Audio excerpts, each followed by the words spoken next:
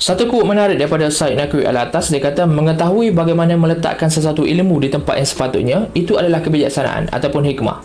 Jika tidak, ilmu tanpa tertib dan pencarian tanpa disiplin akan membawa kepada kekeliruan dan akhirnya menzalimi diri sendiri.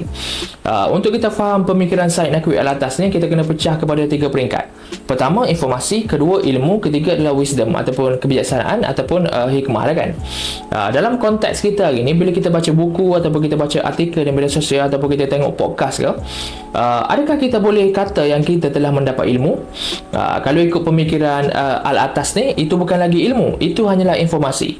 Informasi ni apa? Informasi adalah data yang mentah. Okey, kita ambil contoh. Contohnya kita tahu satu data ni, air mendidih pada 100 darjah Celsius. Contohlah kan. Tapi kita belum faham bagaimana air boleh mendidih ataupun apa implikasinya. Itu informasi. Okey, itu hanyalah informasi sahaja. Ilmu pula, ilmu adalah informasi yang telah dianalisis dan difahami dan kita boleh guna benda tu untuk membuat decision ataupun untuk menjelaskan fenomena yang berlaku. Macam mana kita nak convert daripada informasi, kita nak tukar menjadi ilmu?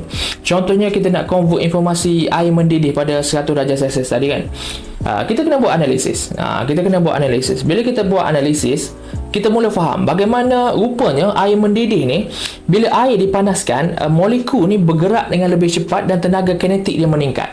Apabila tenaga kinetik cukup kuat untuk menentang daya tarikan antara molekul, iaitu ikatan hidrogen tu, molekul boleh lepas dan berubah menjadi wap. Itu ilmu. Maknanya ilmu ni memerlukan struktur, konteks dan juga pemahaman. Okey, macam mana pula kita nak convert daripada ilmu nak menjadi hikmah ataupun wisdom tadi? Tiap kali kita tengok air mendidih tu, kita kena baca sebaliknya. Tiap kali kita tengok air mendidih, ia mengajarkan kita bahawa sesuatu benda ni dia akan berubah bentuk bila dia cukup panas dan juga cukup tekanan dia. So kita tafsir fakta itu sebagai simbol kehidupan. Maknanya manusia pun boleh berubah bila dia diuji dan bila tekanan hidup memaksa pertumbuhan.